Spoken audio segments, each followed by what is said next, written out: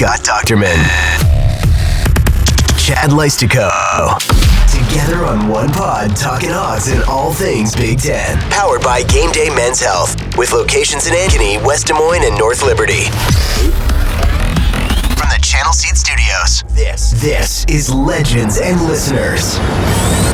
Exclusively on Iowa Everywhere.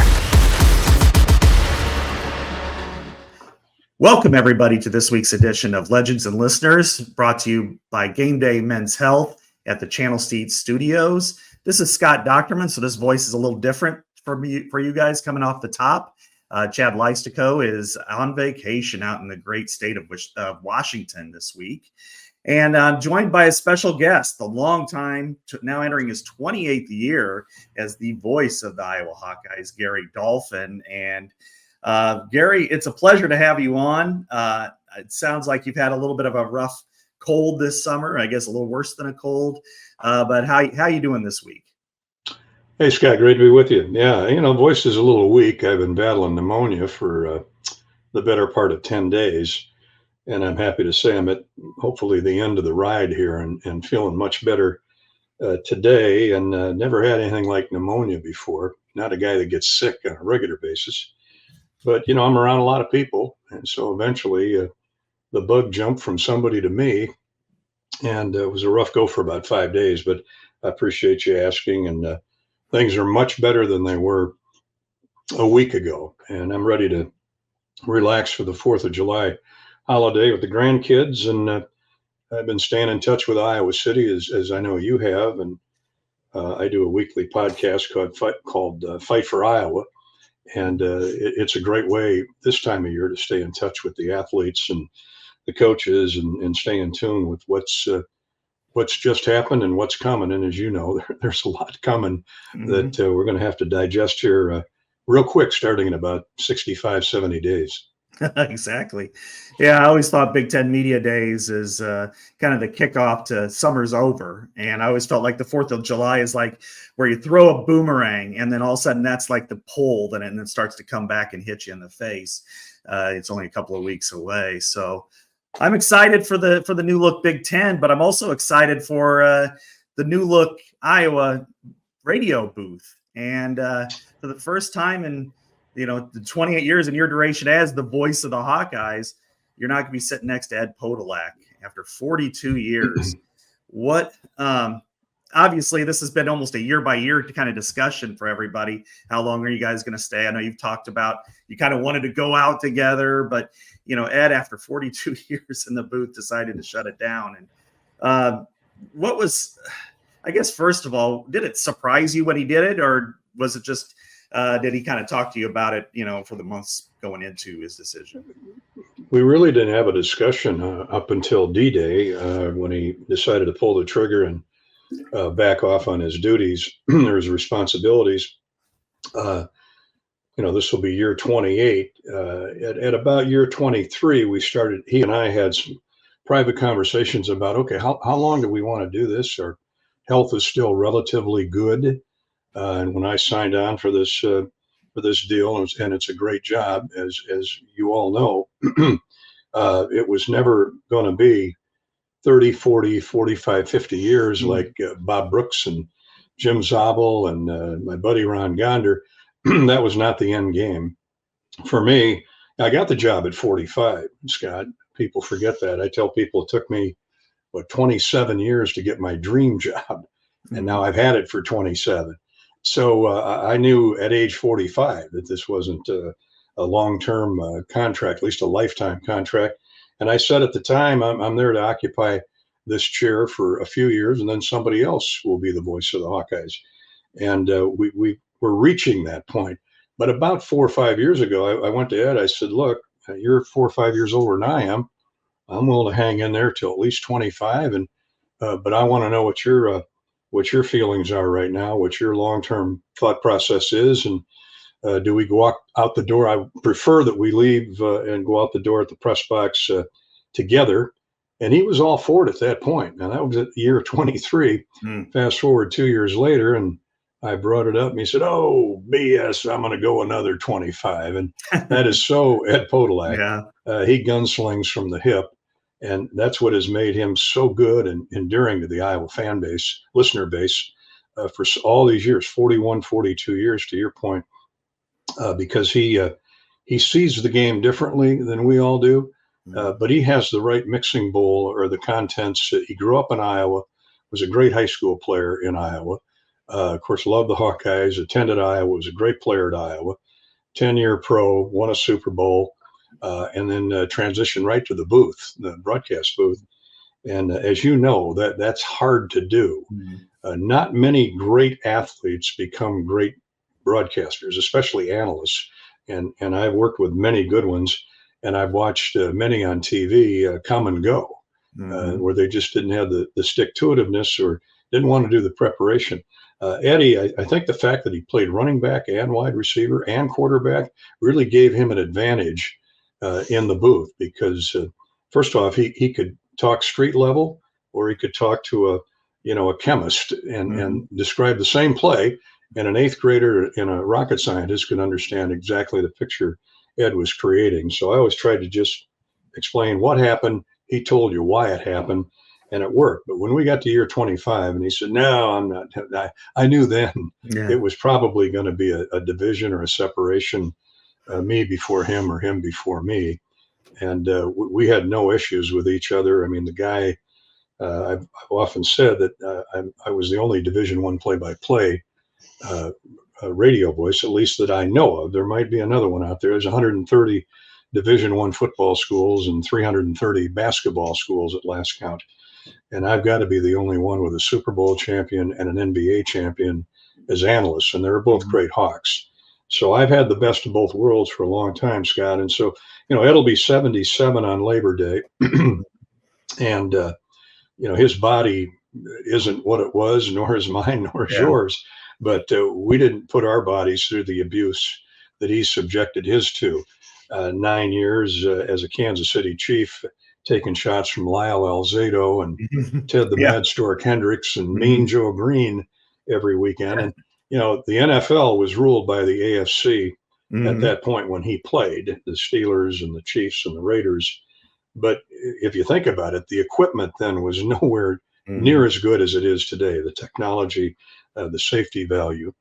And so Ed's had a lot of knocks and broken bones and busted noses, and I think it's caught up to him. He's had both hips replaced. He's had a shoulder replaced. Amazingly, his knees are still the originals, but you can tell they're giving him issues, and he's got hearing problems, and so it's just, I think the time was right. Learfield felt that he take a step back, not leave completely, but take a step back and call the game, or at least analyze the game on our pregame coverage for lesser time, a little more relaxed atmosphere, and he'll do a great job at that too. Absolutely. I mean, one of the things that really stands out about him, and there are multiple ways, and I think this is why he was so perfect for this fan base, is first of all, you've got to have the analytical chops, and he sees the game better than anybody. A lot of times, even in recent years, I've listened to you guys during the game, and I'd hear the way he describes the action, and he can almost tell you what's going to happen before it happens because he can see the way the game is developed.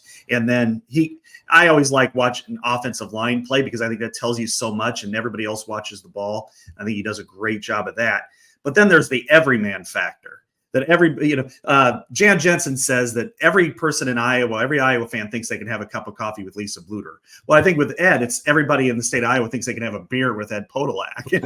And probably have. Probably has.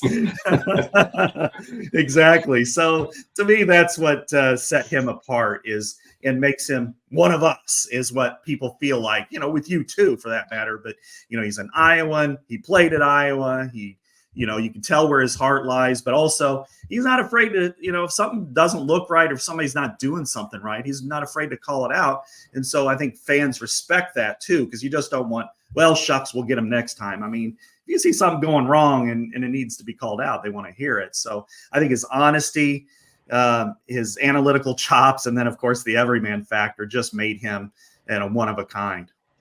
Well, a couple of your points you make there. Number one, he's from Atlantic. grew up on a farm in southwest Iowa. So, that resonates with the Iowa listeners, with the Iowa fans, because most people, I dare say 99% of the people that tune in on Game Day Saturday, have a farm background somewhere in their background. Grandma, grandpa, mom and dad owned a farm, worked on a farm, or had something to do with farm life. And the farmers love Ed. Everybody loves Ed, and the perspective that he brings to the game.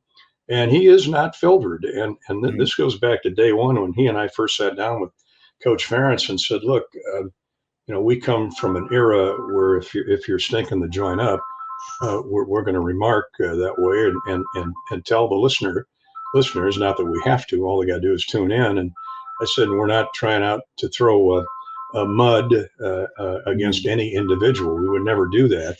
But I said, we need to have your endorsement that if it's a Saturday where things aren't going well, and we pointed out that you're okay with that. And Ferentz right away said, look, if we're playing like dog, you know what, go ahead and tell them we're playing like dog, you know what, just don't get personal. And you have to bite through your lip a couple times, Scott, when things were going bad in those first couple years. But we've always tried to be fair and balanced.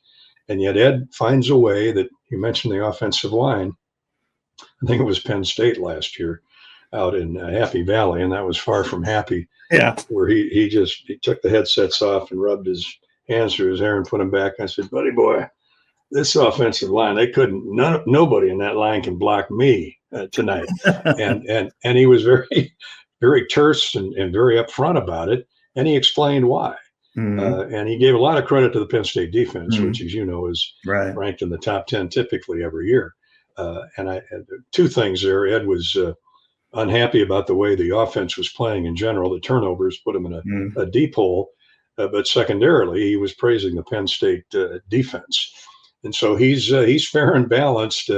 But Ferentz, first off, nobody has more respect for Ed Podolak than Kirk Ferentz. And I've heard that from Kirk privately and publicly many, many times, because Kirk respects what Ed has brought to the game down through the years.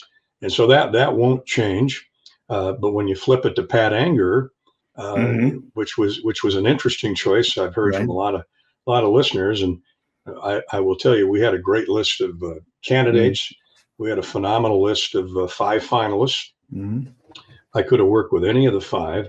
And in the end, I think the consensus was among the committee was, look, the Hawks defense has been so doggone good for so long, 25 plus years with Norm and then Phil Parker and all the great players, that maybe we need a voice from that side of the line of scrimmage. It wasn't a standing factor that it had to be somebody who was a great defensive player, but we ended up with several. And who better to pontificate similarly to Ed Podolak than Pat Anger. Pat grew up in Bettendorf. That's far from a small farming town, but his family is blue collar, middle class. They know how to get it done at the factory or in the office where Pat works these days. But we also got a great player like an Ed Podolak, first team All-American, all-pro caliber linebacker with the Colts, who's seen everything at all levels. It was a great high school, college, and pro player. And where's his Hawkeye emotions on his tattooed sleeves? And you know him, you watched him play. So I think he's if he isn't a perfect fit or replacement for Ed, he's pretty doggone close. And so I think the transition will be an easy one. I'm looking forward to getting in the booth with Pat. Of course, I have known Pat a long time, and he is really fired up. He's very humbled by the job offer. He's awfully nervous about opening day on game day, and all I told him was, look, Pat, you're preaching to the choir. The Iowa fans love you. And if we have some bumps in the road here on opening day or for the first month of the season, it ain't going to matter. Just be Pat Anger. Don't try and be somebody you aren't. And I can promise you, if there's one guy that will not be something other than what he is, it's Pat Anger. Yeah, there's no more real person in the world than Pat Angerer. And The one thing that came out when he was one of the finalists, and of course, as you said, a great list. Mitch King would have been great. James Vandenberg would have been great. There were a lot of really good, talented people there. With Pat, it's always like, okay, I hope he watches his mouth, doesn't say the wrong thing at the wrong time. Maybe it's a commercial, and he has to utter something. But kind of like Ed to me, in probably the 20-ish years that I've covered this program, he's an everyman as well, which means everybody relates to him. He could walk in to the Kiwanis Club or Rotary Club or Touchdown Club anywhere and talk, and people will listen to him in suits and ties because that's where he works now, which is just mind-boggling to me. But then also, if he wants to get down at the bar like he did in 2015 at the Big Ten championship game, him and AJ Eads, who by the way will be a commissioner at some point in the next 5 to 10 years, and then have 2,000 or 2,500 Iowa fans shut down a bar and drink it out of beer, the biggest one in Indianapolis. He's willing to do that too. And the funny part about him to me is he's so self-deprecating. He'll say, "Oh, I suck. I suck. Blah blah blah." And then, no, you don't suck. You're great. You're great at whatever you do. You're funny. You're gonna bring people in. You're gonna energize them. But then he can also analyze the sport as well as just about anybody. And being a linebacker, you got to be able to analyze the offense. And then, of course, he understands the defense as well as anybody because it hasn't changed since he played. So I'm energetic about this hire. I think fans are going to really dig him because he's as you do such a great job on the iClub circuit and talking to the fans, but Pat's the kind of guy that could go into a bowl site or a playoff site. And if you're having the Hawkeye gathering the day before the game, he's the one on stage and he's going to get everybody, kind of Matt Rothish, ready to roll. For sure. Yeah. So I'm excited about this. You mentioned the self-deprecation. We were, after the announcement came out, we were traveling, I think it was to Des Moines, and we were visiting at the Polk County Eye Club. And he was asked about, he'd never done it. He's never done any broadcasting.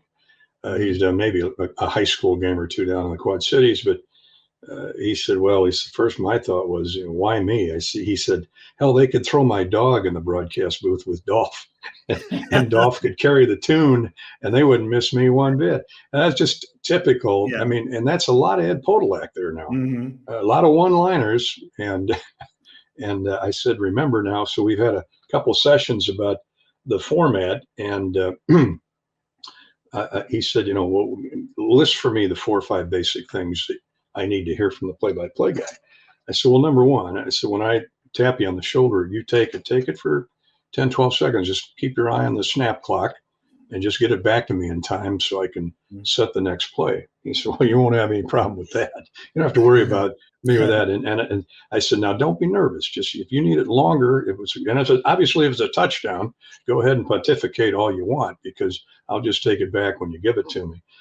So he's very concerned about how he succeeds in the booth right out of the gate. The other thing is, about his play, and nobody played the game harder or hit with more ferocity than Pat Anger. That's why his career was only 4 or 5 years. He doesn't have the biggest body, certainly not by NFL standards. And, the shoulder, the concussions, the ankles, the knee injuries followed in quick suit. But I think it was his second year in or third year in, he had 140 or 50 tackles, number 2 in the NFL, I think. And so I'm talking to him in front of a group about him, and he's sitting there taking it, and he gets up, and I said, tell us about the key to all those tackles, that phenomenal all-pro year you had in Indianapolis. He said, well, first off, we were 2-14 then. Yeah. I forget. Yeah, I don't know if Peyton was there yet. I think he was. No, he got hurt. He said we went to the infamous backup quarterback, and I thought it was Ryan. I can't remember. I apologize. Who the backup quarterback? But again, self depravement. He goes right back and rips his career. I said, well, wait a minute now. The offense is bad. Okay, I'll give you that, but you still got to go out and get the ball back. Make 140. I think it was 145 tackles. You'd have to look it up. I said that's a ton of tackles in the NFL, and especially run into the people you have to run into. And he said, yeah, we were 2-14. And so he always flips it on you. And that's why I think he'll be so good in the booth. He won't let the game get away from him. He understands that you're only a fumble recovery away or a pick away from getting back in the game if you're down 2 or 3 scores. He's so level-headed. He understands the game. He's a lot like Podolak, to your point, Scott, in a defensive uniform, because he kind of sees it. And Podolak always had an incredible ability. As soon as the huddle would break, and he never used binoculars. I know I've told you that before. I've mentioned I've never worked with anybody, especially 8 stories up in the air, that doesn't use binoculars. I asked him one time, what's the deal there? He said, I want to see the defense. Well, there's the running back. He said, when I was in that hands on knees stance, looking behind Leonard Dawson, he said, my eyes are always shifting, watching to see what the defense does, how it reacts to our offensive pre-snap movement. And it's ironic because that's exactly what's going to happen with Tim Lester as the new offensive coordinator. So Anger is going to be a perfect fit, I think, because he's a defensive guy. Lester's an offensive guy. So you're going to get the best on the Hawkeye Radio Network from a guy who knows all about it. Exactly. I'm really excited about what he's going to bring in that regard and how he's going to really judge the new motions and everything. And I think this week, if anybody wants to step up and have a nice glass of Steeple Ridge bourbon from farm to bottle, Steeple Ridge is a high quality, delicious drinking bourbon. If you don't find Steeple Ridge at your favorite liquor store or grocery store, ask for it by name. And this week we can raise our glasses to the 248th anniversary of the Declaration of Independence, or in our case, 161st anniversary of the great 25th Iowa taking Vicksburg, Mississippi. You know, we're both Civil War guys. So Steeple Ridge. I was watching Gettysburg a little earlier today, Scott. I love the Pickett's Charge scene. I love every part of that movie. So fantastic. So Steeple Ridge, distilled, aged, and bottled in Erling, Iowa by Lonely Oak Distillery. So, there are a lot of steeple ridges at Gettysburg and at Vicksburg, for that matter. And I've been to both a couple times. I know you have. That's kind of my great escape, this time of year, typically April, May, June. But I've been to Shiloh, where the not only the 25th Iowa, but the 11th Iowa, 1st Iowa, I think the 29th Iowa. More young Iowa guys were lost or wounded at Shiloh those 2 days than any other battle in the Civil War. And those that survived proceeded down the river to Vicksburg and stood there with Grant for a couple months. But hopefully the day never comes where we have kids asking, what was the Civil War? Because then we're in real trouble. We think we're in trouble now with what's going on in Washington. I wouldn't totally disagree, but we want to remember this time of year, especially Gettysburg, that occurred July 1, 2, and 3, and remember those soldiers who bravely fought there and died, and all the way to present day. But you're right, it's hard to believe 248 years ago, this country was almost born. Yeah, exactly. Here we are, and the John Hancock the ink was still wet, and my Ben was flying kites. Yeah, exactly. Discovering electricity. So my great-great-grandfather fought for the 25th. So he was in Vicksburg, went across, did the March to the Sea, and then tremendous ended up in North Carolina. So love the history and the Civil War. I'm going to Vicksburg next week, in fact. So good for you. There's more salutes to Iowans at Vicksburg than probably any other state. I don't know what it would be. Great times. Would you say great-great-grandfather? Yeah, great-great. I ultimately lost 2 great times whatever uncles at Vicksburg, one from wounds. He died after the battle, and the other was wounded, recovered, but caught a disease during the recovery period. He too died a few months after Vicksburg. But we think of your great-great-great-great-grandfather and my uncles Martin and John on this special time of the year. Yeah, absolutely. Guys, it's time to get yourself right. Get back in the game with our partner, GameDay Men's Health. Yes, we're talking about testosterone replacement therapy. Low T is very common in men, especially as we get older. And don't I know, I'm already in my 50s. And GameDay has the plan to get you feeling like you're in your 20s again. TRT is great for improving your mood and overall well-being, increasing muscle mass and strength, improving your sexual performance, increase energy, and giving you better cognitive function. GameDay Men's Health can also put you on the right path to helping you lose weight safely and effectively too, at a fraction of the cost of those name brand weight loss drugs. It all starts with a free, no obligation private consultation. Visit GameDayMen'sHealth.com or at their Ankeny, West Des Moines, or North Liberty locations. I wanted to ask you a little bit about some of your favorite moments in the booth, both men's basketball and football. And now's a good time to kind of reflect a little bit because passing the torch from Eddie to Pat, but also you've been in the booth for just as long with Bobby Hansen, who is probably in his mid 60s or so, and he's looking more like 40 and and acting like 30. So what kind of moments really stick out to you? Either it's for the call or for the play or for the team itself. Obviously, I've been asked that a lot down through the years. Certainly it's difficult to pick one in each sport, but I will, simply because those are two that I'll relish. And one of them involved Pat Anker. As a matter of fact, it was the Saturday night win at Michigan State when the Hawks needed a touchdown. I think they were down 5, if memory serves me correct. And Colin Sandeman had just been laid out on a cheap shot by the Michigan State defender. You were probably there, Scott. Yeah, I was there. And Colin Sandeman is writhing on the field. He's vibrating, out cold, obviously a concussed. And this defensive back is straddling both sides of him, standing over him. And I think it was Anger or maybe Claiborne who came over and rocketed him to the sideline. The flags were flying. So not only did Iowa get the ball back, but it advanced another 15 yards. This was on a punt return. And here comes Ricky Stanzi and that phenomenal 2009 team. I'm picking out one game, but that season, that 2009 season, was so special for a variety of reasons. A couple I'll mention. But Stanzi was so livid over the cheap shot, no timeouts, and he just puts the Iowa team on his shoulder, the Iowa offense, and they march right down the field. And Marvin McNutt has told this story. I'm sure you've heard it with Dochterman or with the other Scott on Monday night on Channel 9, 9.2. But it's 4th and goal at the 7, if memory serves me correct. And I apologize if I'm off, but I'm going from memory here. And McNutt in the huddle told Stanzi, throw me the ball. Throw me the ball. And Scott, as you know, Marvin has the biggest hands and longest, thickest fingers of any wideout I think we've ever had at Iowa. Yeah.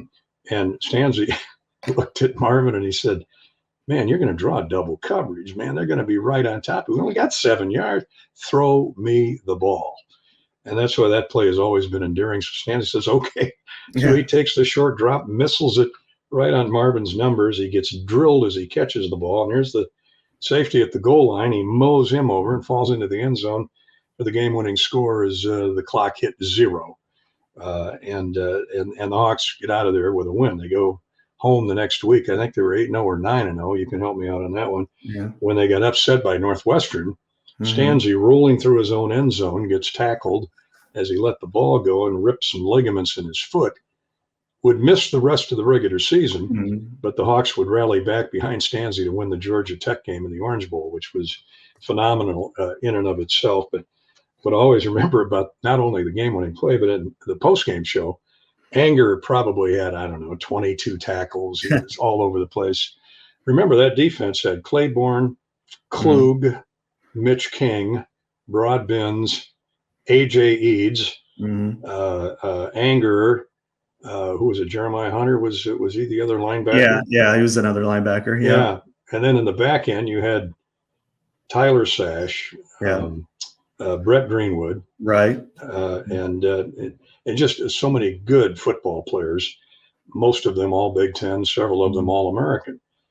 So we got Anger on in the locker room, and of course it's jubilation, it's joy, and loudness. And we're late into the night now, Saturday night. So I said, well, Pat, we got to go catch the plane here, the bus to the airport. Boy, it sure sounds like you guys are having a lot of fun down there.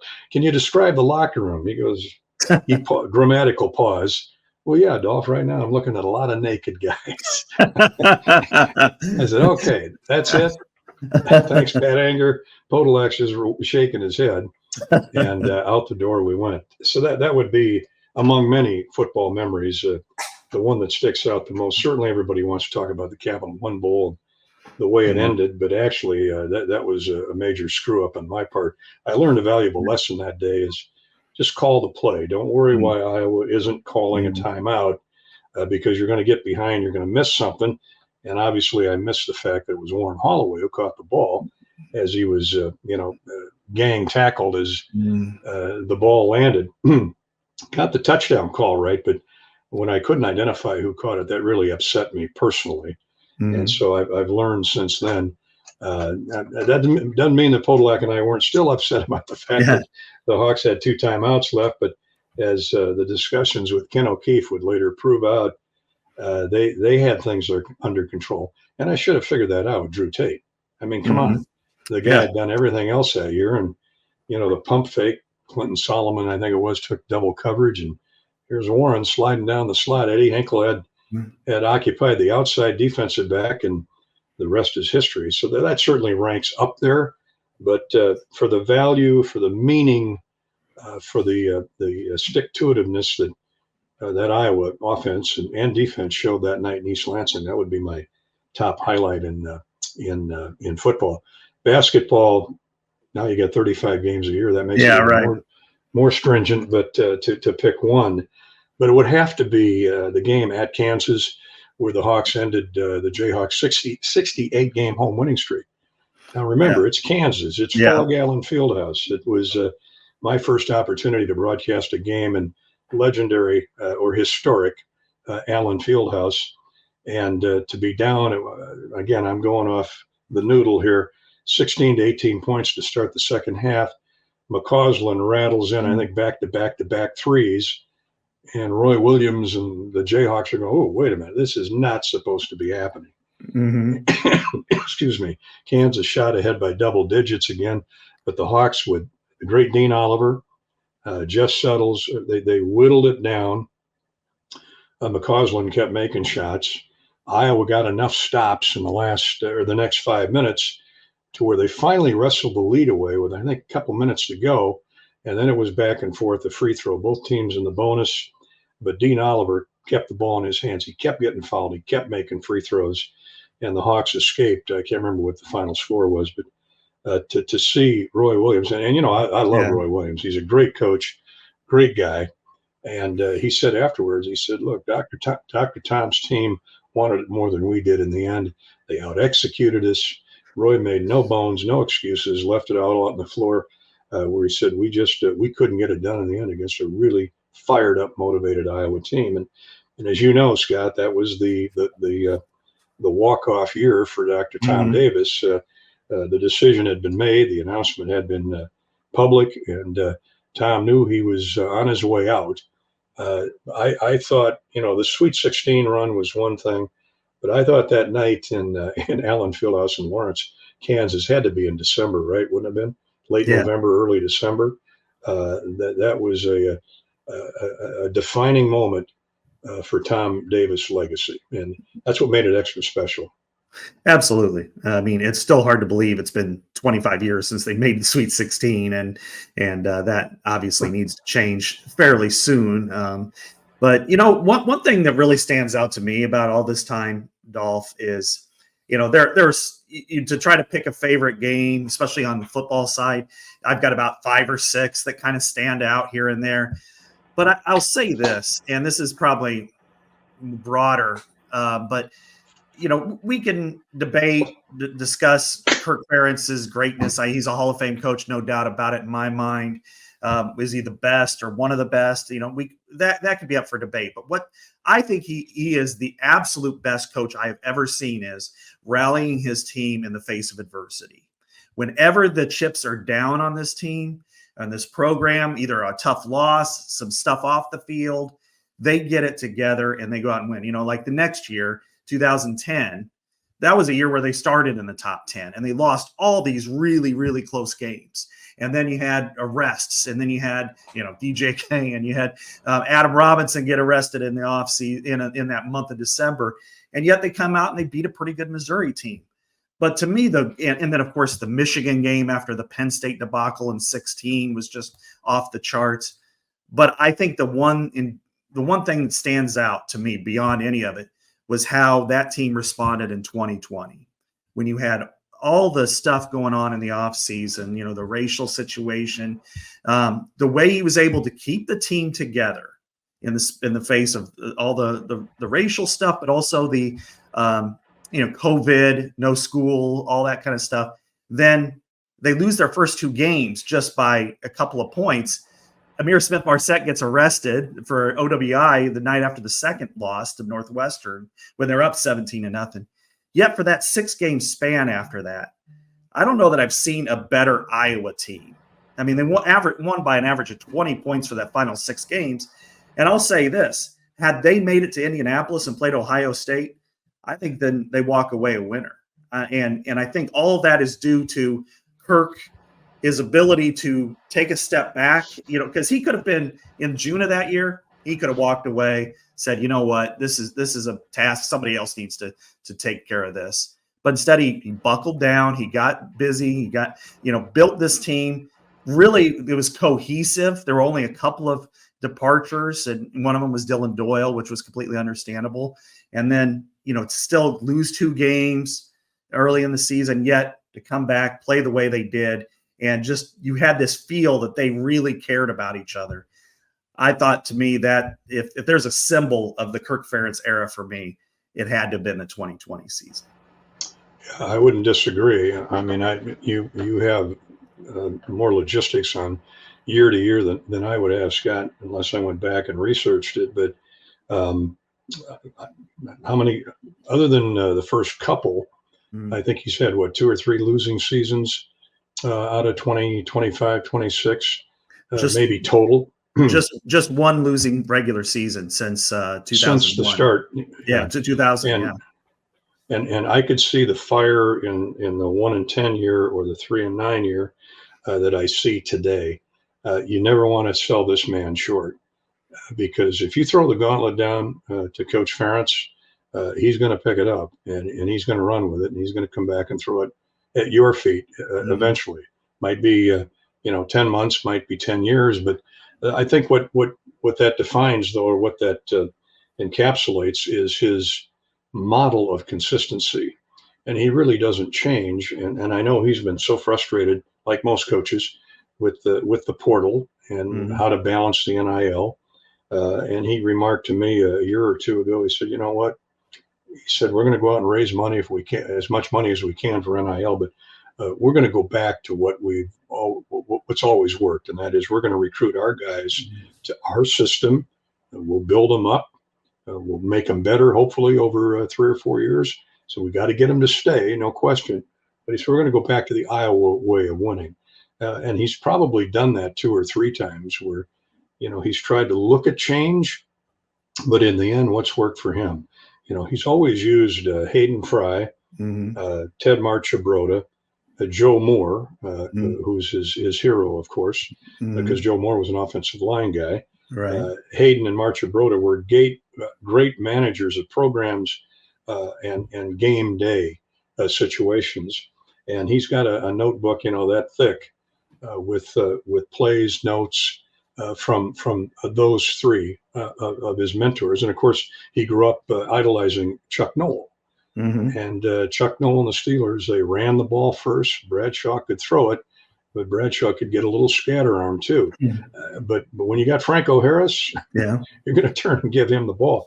So Kirk has really circled the wagons with those 4 names primarily, and he's never wavered from them. When he probably tried to a couple times too many, and then said, you know what, nuts to this. We're going back to who we are, and that is, don't turn the ball over, be physical, play to be there in the fourth quarter, and then find a way to win. Now, if you play to be there in the fourth quarter, you're not always going to win those close games. To your point, that 2016 game was maybe the most amazing football game I've ever been involved with. And maybe that last drive by Michigan State, I'm still shaking my head over a couple of those 4th down or 3rd and long conversions. And in the end, you give credit to D'Antonio, who's a lot like Ferentz. Yeah. I mean, Mark D'Antonio said when he went to Michigan State from Cincinnati, he patterned or tried to build a foundation. He looked at Iowa. He looked at Iowa City. He said, and I wanted to do what Coach Ferentz did at Iowa. And I think that therein lies the consistency. Is he stuck to his guns when perhaps change would have been easy. And I was just reading an article this morning that might have been on The Athletic. I can't remember. Dave Aranda is on the hot seat at Baylor. He's had a 3-9 year, and he's had, 5-7 year. But it wasn't that long ago, 2019 or 20, that he won the Big 12 championship. Right. And so people are just not as patient these days with dips and with Ferentz. Maybe that frustrates the Kirk Ferentz haters, or those that dislike Coach Ferentz might be a better term. I don't know of anybody who hates Coach Ferentz. Just when you think, okay, the guy's 68, 69 years old, it's time, he's going to lose it here. He finds a way to stick it in your ear, and that's what I love about him. And certainly we all get frustrated at times with the play calling, and that's going to happen everywhere, not just at Iowa. But in the end, Scott, when you look at that bottom line and you see his name up there with Amos Alonzo Stagg and Schembechler and Woody Hayes, and you can complain that, well, yeah, he's a dinosaur, though, in today's modern football. Well, you know what? He wins. And that's why I think he's a perfect fit for Iowa. And he's certainly allowed to go out on his terms whenever that happens. I've always said that Iowa's the most self-aware program in the country, because Iowa understands that you're not going to go over like in Texas or Florida where there's receiver runs 4-3 here, there's receiver runs 4-3 there. You don't get that at Iowa. But what you do get is you get small town tough kids who are capable of keep getting that mindset and working for you. They have a low offer list, one of the lowest in the country, because they try to identify kids. Other programs, and they do a good job too, we'll cast a wide net. We'll throw an offer, but it's not a committable offer. Iowa's offers mean something. And then when they bring these guys in, they start them at the ground floor. It takes a couple of years, and then you see them grow from 6'4", 245 from Denison, Iowa, into 6'5", 315, and the number 5 pick overall named Brandon Sheriff, who played quarterback at tennis and an Outland Trophy winner. Exactly. So that's why I really like about Iowa and the way that Ferentz has built this up. But I think another key component there, if I can interrupt, Scott, is we talk about the players and the player loyalty, and there's a reason that Mason Richmond and Cade McNamara and Spencer Castro are still at Iowa. It's because of Kirk Ferentz. They love their position coaches. I hosted a Q&A with those guys a week or so ago. And Mason, I said, describe Kirk Ferentz in one sentence. And Richmond, who's just a giant of a man, as you know, and a real key to this year's success, he and whoever else is playing tackle, he pauses, he goes, he's just a big old cuddly grandfather. I just want to give him a big hug because of what he means on and off the field. And then McNamara jumps in and says, and that drive me nuts hacking cough he always has, and he never goes anywhere to get it taken care of. So he looks at, as a dad, I go, hey, tune into any Wednesday night show starting in October, or any pre or post game interview, and you'll hear that hack oftentimes. But that's how dedicated Coach Ferentz is to the program. And then the last thing I'll say about that is, look at the consistency in his staff. You talk about the consistency and how they win. From youngsters like Seth Wallace, who's not a youngster anymore, but he's about as close to that. LeVar Woods, all the way up to the now retired Reese Morgan, Kenny O'Keefe, obviously Phil Parker, Coach Nielsen. I mean, they're all there. Kelvin has stuck around, could have went to a number of schools for a head job. It's amazing to me. It's not amazing how Iowa wins. It is amazing to me the loyalty from within the staff that has kept this program where it is. And on top of that fact is you got, they have as good a stability on their team as any team in the portal this whole 3 to 4 year period. And this is going back again to kind of 2020, where it felt like, oh boy, the floodgates could be open. Players aren't going to want to come to play for Iowa. They're going to want to leave and get out of there. Yeah, they have some attrition. Everybody does.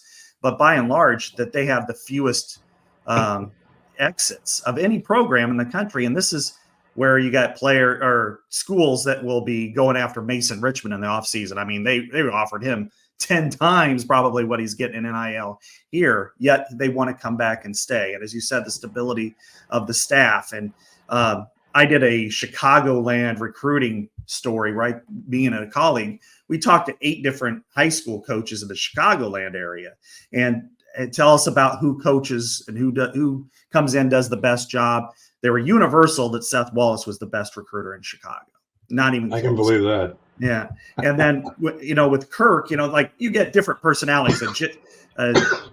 Jim Harbaugh or PJ Fleck, they're different personalities and they do a good job for their own. But with Kirk, it's like this grandfatherly, everybody, their demeanor changes a little bit when he walks in the room because there's just such immense respect that they have for him.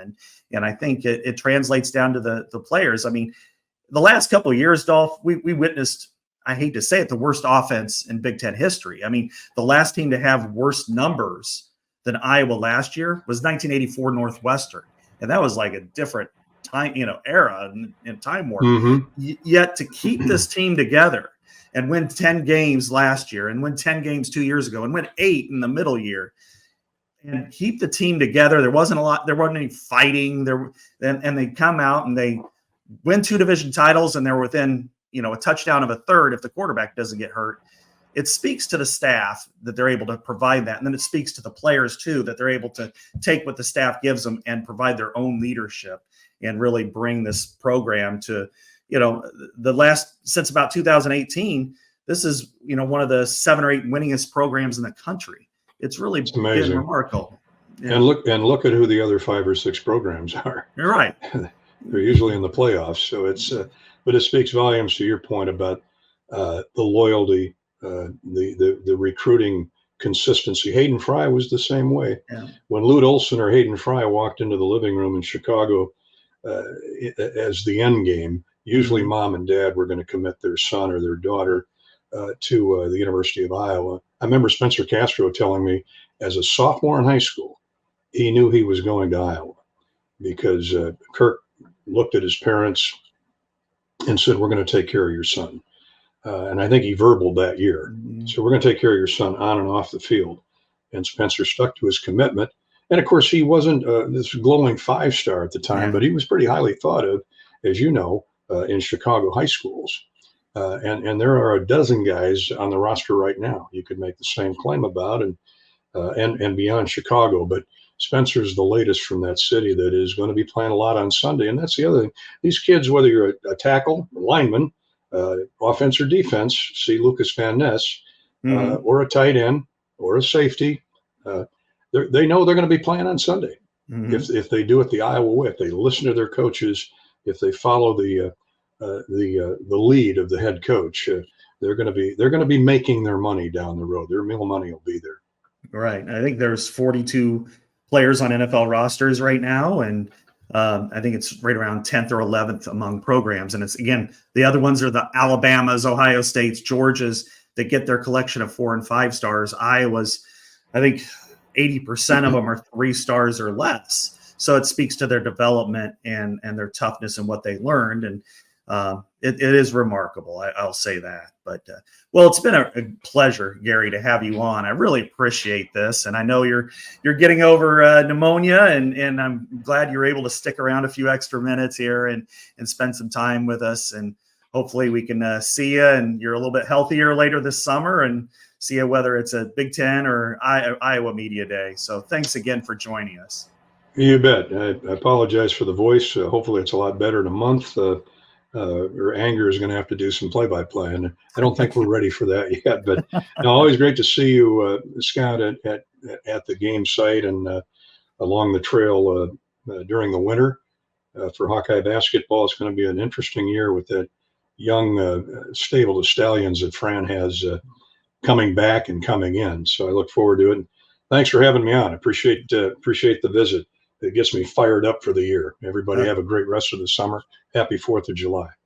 Yep. Happy 4th of July, everyone. And next week, Chad Leistico will come with his own special guest.